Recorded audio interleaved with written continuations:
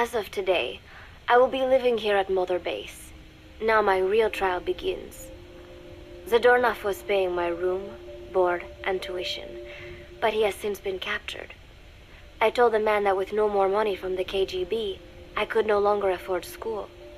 He bought my story, and when I said I would be willing to work, he took pity on me and let me stay. For some reason, Miller really pled my case. That was helpful, but the man is still a fool. His men are no better. They think their training makes them strong, but that kind of strength is nothing in the face of true power. And better yet, they wait on me hand and foot, believing I am just a schoolgirl. Looks like I won't be working too hard after all. Just today, while scouting out the living quarters, I saw a group of them in the corner of the deck making a fuss. Going over for a look, I saw they were feeding a kitten. A bunch of grown hard men, and they're the ones acting like schoolgirls. Look, isn't he cute? What is wrong with them? Disgusted, I just nodded and smiled. I must stay in character after all. I indulged their chit-chat for a few moments. Then one of them asked me to give the thing a name. They had just taken it from its mother. I named it Nuke. I improvised some nonsense about how our compassion for living things can help prevent wars. The men gave me a little fish. I held it out in my palm and the kitten happily ate it up. What a pathetic, feeble creature. It sickens me. Today, Chico invited me to go fishing with the soldiers. I suppose finding one's own food does have its merit, but I prefer not to be involved in such a degrading task. And their prattling on about fishing being fun is nonsense. I'm not here to find playmates. Nevertheless, distasteful as it was, I went along in order to maintain my cover. Chico thrust a fishing pole into my hands, and we went up onto the deck where several soldiers had gathered. They welcomed us warmly. With so few women aboard Mother Base, I'm treated like a princess. No one suspects I am neither a teenager nor a student. It was nice and sunny, with a gentle breeze and waves. As I cast my line and waited for a bite, the soldiers began to ask me all sorts of questions. As always, I answered according to our predefined scenario, feigning a smile. As I sat there feeding them lies, the fish began to bite, and the soldiers began to focus on their prey. Chico had his bait stolen by a fish, and got so angry that he stood up and nearly fell into the sea. Everybody laughed. It almost made me want to join in too. At some point, I got a bite myself. The instant after I felt that first gentle tug, the fish yanked the line with astonishing strength, and I let out a cry of surprise. I thought he was going to be huge. It was my first time fishing, and I was a bit flustered, so the soldier beside me helped by supporting the pole from behind. "Reel it in," they shouted. I nodded, turning the handle as fast as I could. I wondered what kind of fish lived below the surface, and thought back to the deep sea dives I had to do as part of training. Those were difficult days, but I remember finding the multicolored fish gliding through the water incredibly soothing. After a hard fight, I pulled it up. To my surprise, it wasn't even half a vara, rather anticlimactic. But I wasn't doing it for fun, so I wasn't the least bit disappointed. Nuke was hovering nearby with an expectant look on his face, so I gave the fish to him. All in all, a thoroughly wasted day. Preparations are coming along nicely. No one suspects me of being the one to let Zadornov out of his cell. Today, Amanda and I taught Cecile how to make gallo pinto. It is a simple home-cooked dish consisting of black frijoles mixed with arroz. It is well known throughout Central America, not just in Costa Rica, so it is no surprise that a Nica like Amanda would be good at making it. But I was raised in the States from a very young age, and can hardly even remember my mother's gallo pinto. having to make chit-chat with that clueless bird lover and the so-called revolutionary was excruciating. And, clueless or not, I will need to be especially careful around Cecile, the one who actually recorded that tape. Thankfully, Miller and his men seemed to believe I mistook the tape I found for one my friend made. In any case, one can never be too careful. Anyway, the three of us minced garlic and herbs, then cooked them in a pot with frijoles we'd soaked overnight.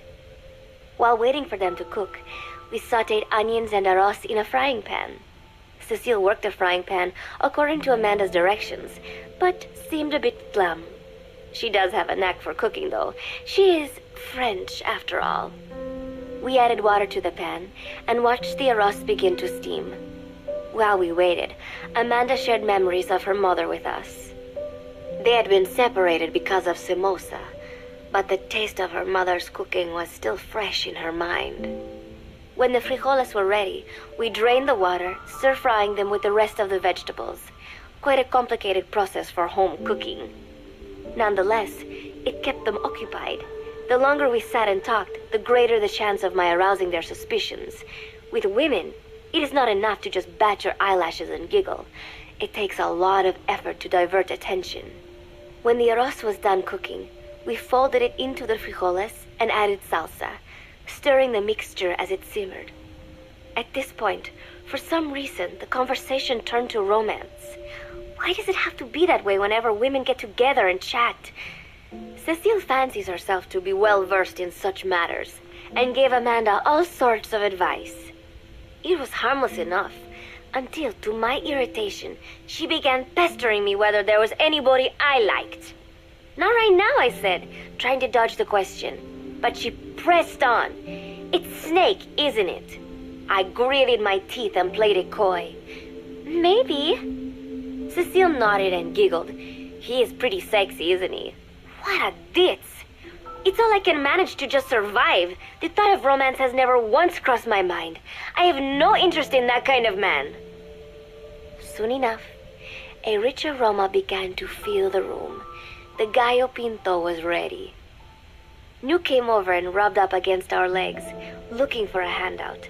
Unfortunately, it was not the kind of food a cat would like. We let a few of the soldiers have a bite, and then headed off to the mess hall. The home-cooked flavor we'd achieved was a big hit with the men of MSF. Not that we are trying to impress them or anything. Even I could manage a dish like that. Snake enjoyed it too. Let me make this absolutely clear. I have no interest in that man. Football, or soccer as it is known in the States, is extremely popular here. It has not caught on yet in the US, but it has legions of rabid fans all across Latin America. These fans can get so rowdy that it is commonly believed El Salvador and Honduras went to war in 1969 over scuffles in a soccer match. In reality, tensions between the two countries were already high. The match was merely one of the sparks that set them off. But these people are so passionate about this sport that the story seems plausible. Predictably, many of the soldiers here are fans. They have apparently divided themselves into Costa Rican and Nicaraguan teams and started playing each other. To play, you need a ball and 2 goals. The R&D team built and set up simple goals on the deck. I had absolutely no interest, but Chico insisted that I come and watch. It was not a proper match by any means.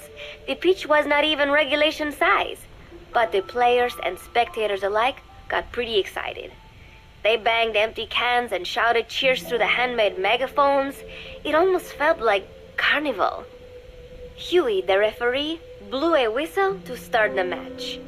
The soldiers' training has left them in excellent physical shape, but they lacked the honed skills of professionals and their play was quite rough. Midway through, one of the men collided with another. They started shouting at one another, but Huey stepped in. I thought we had forsaken our countries, become one with the earth, he said, quoting Snake. We are not competing for national pride here, and we are not fighting for the good of any one country. This is not a war. Soccer is a peaceful sport, am I right? The soldiers nodded. They know the pain of war, and they share Snake's vision. Perhaps that is why all this resonates with them. Team Costa Rica was down a man, and somehow I was picked to fill in. Costa Rica had the advantage up until that point. I suppose Huey wanted to keep it balanced. The soldiers agreed with Huey's call. Maybe the Costa Rican players felt an even matchup would be more fun too. I could not be bothered to run at first, but chasing the ball out there in the hot sun, I was soon drenched in sweat. Before long, I found myself actively seeking out the ball, partially out of desperation. I picked up a loose ball deep on the opponent's side of the field. Even though he's Nicaraguan, Chico cheered me on, yelling, "Go for it, shoot!" I launched the ball as hard as I could, only to have it blocked by the keeper. Disappointment only increased my determination. In the end, I didn't score a single goal, and Costa Rica gave up its lead. It was really close, though. We congratulated each other on a good match and sprawled out in the shade on the deck, exhausted. The ocean breeze felt so nice on my sun-soaked body. Nuke came over. It is one of his favorite spots, and stretched out next to me. And together, we watched fluffy white clouds drift lazily across the clear blue sky.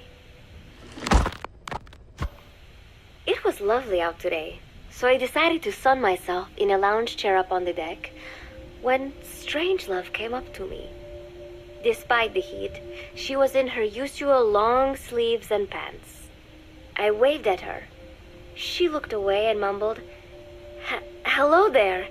Fancy meeting you here." I asked if she needed anything, feeling her eyes creeping up and down my body like she was savoring it. Finally, she swallowed and said, "You have such beautiful skin." Bewildered, I shook my head and said, "No, not at all. I had heard rumors that she was a lesbian, but she couldn't be after me, could she?" She continued to stare and said, "No, it is beautiful, but you must not let yourself get so tanned." And then she took my hand in hers. "What is wrong with a little sun?" I asked, trying to cut the conversation short. But she shook her head violently. "No, you mustn't. A young lady should take better care of her skin." She was acting strangely now, as if aroused. She lectured me on the perils of tanning, how it ages skin, causing wrinkles and spots, and in the worst cases, even skin cancer. I knew already that tanning could cause spots, but I thought only pale-skinned Anglo-Saxons had to deal with that. Having a scientist tell me it causes aging, though, that spooked me a little. If I am to keep playing the teenager, I will have to start paying more attention to my skin. Sensing my anxiety, she took a small tube from her pocket. She said it was the sunscreen she always used. She told me to keep it. I didn't know what to say. I was more than happy to take it, but exactly what were her intentions? Was she merely being nice? Or is she really into me? Either way, there was no reason to refuse, I suppose. I have undergone training. An out-of-shape woman does not pose any real threat to me. Having power means not being afraid. It is the same on a global scale. A country with nukes can dictate terms to a country without them. I thanked her and took the tube. Then she offered to put some on for me. She squirted some lotion onto her fingers and began rolling it into my chest. It happened so suddenly, and I was so taken aback that I did not even think to protest. She caressed my stomach with her long white fingers, then slid them upwards between my bikini-clad breasts. "What? Wait," I sputtered as her moist eyes met mine. She was beautiful. Somehow, I found myself captivated by this woman more than 10 years my elder. "Hold still," she whispered in my ear. I nodded silently, unable to refuse. My body went limp, motionless, as if in a trance. Gently, carefully, she rubbed the lotion all over my entire body. I shouldn't have enjoyed it, and yet I could not help myself. For a moment, I was spellbound. That woman is dangerous. I had better watch myself. Protecting one's health is an important part of any agent's job. But despite my best efforts, I have caught a cold. Now that I think about it, Mother Base's numbers are on the rise, with soldiers coming from all different places and backgrounds. It is no wonder then that sooner or later someone would bring in a virus. That said, what I have got is just a common cold. The medical team said I'd need a few days rest, so I've been restricted to my room and put on bed rest. I thought I'd gotten used to not having anyone around to relate to, but at times like these, being alone is just miserable. All I could do was lay there and stroke Nook's back, trying to take my mind off how bad I felt. Nook just sat there, not making a sound. But I did have visitors. Amanda and Chico, Huey, Cecile, Miller, and a few of the soldiers I've become relatively close to. Amanda made me a soup with herbs she said were good for a cold. Miller told me to take it easy. I will sing you a lullaby, he said, then broke out a guitar and sang some incomprehensible song in Japanese. I did not need to understand the lyrics to know he is an awful singer. Then he said, "You know what is good for a cold? Suppositories. Here, I'll show you." He began to take off his pants, so I threw my tissue box at him to make him go away. Then Strangelove showed up, saying she had some miracle Indian cure. "It has got eucalyptus extract," she said. "It works best if you rub it into your chest." And then she tried to take off my nightshirt. I whacked her with my pillow, and I got rid of her. Chico brought me a little flower in a cup. It had been growing in a little bit of earth that probably found its way on board, stuck to something else. "I found this on the deck. Here, you can have it." He tried to act nonchalant, but I am pretty sure he's got a crush on me. None of them understand. If they thought these little visits would cheer me up, they were wrong. Tonight, Snake himself came to my room. Like the rest, he believes I am just a schoolgirl and treats me as such. "Why did you abandon your country?" I asked him. "Why create the MSF?"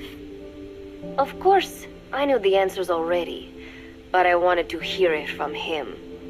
As I had imagined, he was not exactly forthcoming. All he would say is that his country abandoned him because all he could do was fight, and that is why he needed the MSF, because that is all he is any good for.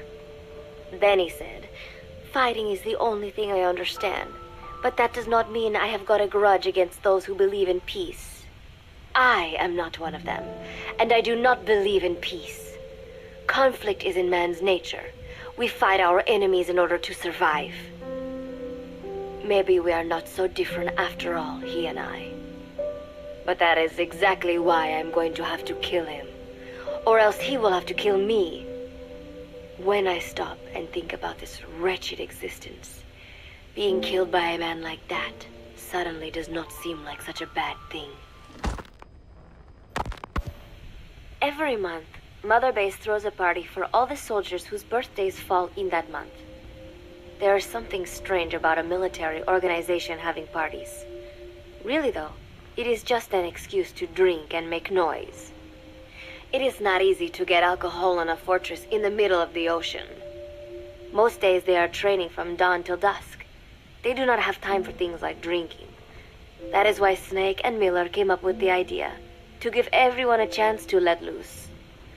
Obviously, a bunch of bores like that are not going to bother with blowing out candles on a cake. Rather, they sit there in a cloud of cigarette smoke, drink beer, eat meat, tell tasteless jokes, and swap crude insults about one another's hometowns. But it hardly ever breaks out into something serious. They talk up a storm, but they're just having fun. It is funny. You have got members of FSLN rubbing shoulders with the UCLAs, people who once would have considered the other mortal enemies. I wonder if that is what makes Big Boss so popular. In leaving their countries behind, they leave their hatred for other countries too. Miller seemed a little protective of me. Hope they're not being too crude, he said. But soon enough, he too was drunk. He yelled, "Come here and take a look at the real Kazuhira Miller," then dropped his pants and mooned everybody. The other soldiers burst out laughing. I have never seen such a crude, ridiculous party before. And yet, all these people, laughing and acting the fool. Is this what they call peace? For some reason, I began to think about all that has happened since I came here.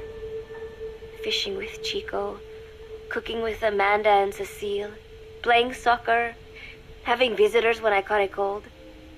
When I stop and think about it, my time here has been the most peaceful of my life. But that is about to end. I cannot imagine he will be willing to negotiate. It seems I am to fight the legendary Big Boss. I do not know if I'll be able to beat him. But if I have to choose between death and defying Cypher, I will gladly choose death. The thought of dying does not scare me. But if I disobey my orders, the fear and despair awaiting me will be far worse than anything I can imagine. It was Cypher who took me in as an orphan, gave me food and a place to live. His orders may have been unreasonable, but I will never repay my debt entirely. It seems I have no choice. I must fight this man. I must fight Snake. Do you know Miller, Snake's right-hand man? Apparently has got at least one serious weakness. He is an insatiable womanizer. He does not bother me, most likely because he considers teenagers off-limits. But he has hit on every single one of the few female soldiers here at Mother Base. They ought to be telling him where to stick it, but end up falling for it so easily. I think some of it stems from the fact that he is actually not that bad looking. Anyway, today, that nasty habit got him in trouble. He and Snake got into one of their rare fights, and I was there to see it. They burst out of the showers, completely naked, trading punches. I am no child. The sight of a naked man does not make me blush, but this was something else. "Maybe this'll teach you," Snake yelled as he slammed his fists into Miller's chest.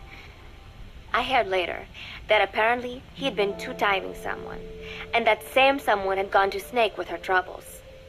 As I see it, it is her own fault for letting herself be deceived like that. If she is too dumb to see through Miller's lies, then she got what she deserved.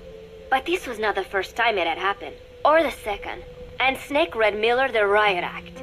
Miller argued back, and what began as a shouting match turned into a fist fight. "You son of a bitch," Miller yelled as he swung. "Not bad," said Snake, smiling, "but not good enough." And then he was back on the offensive. They had already been at it pretty hard in the showers, and their bodies were covered with bruises. Both of these men had been trained for war, their bodies deadly weapons. They were each bleeding from a dozen places. All this from a fist fight. Even so, it was far less gruesome than if they had given it their all. It was obvious that one of them would be dead were they fighting for real.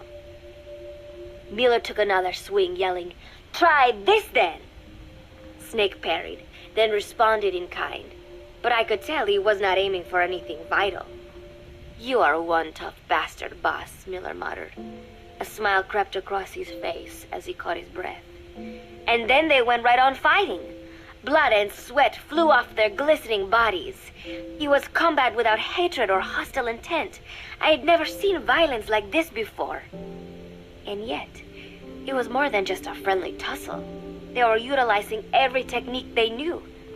It was not a sporting match. They were not playing by the rules. How could they keep this up? At last the two men tired themselves out, and the bizarre scene came to an end. They looked at each other's battered bodies, and then burst out laughing, embracing and congratulating each other on a good fight. It all seemed so idiotic. I still cannot fathom such behavior. But somehow, I got the sense that for all his womanizing, Miller really only trusted one person, and that was Snake. There was no way I could ever come between the two of them, and at that thought, I began to feel as if I had lost. All of Mother Base is preparing for a festival. Since Snake and his soldiers spend so much time fighting, they are setting aside one day a year for peace and relaxation. I do not know all the details, but apparently that is what Snake and Miller decided. These soldiers love the idea, of course. There is so little fun to be had here that everybody looks forward to events like these.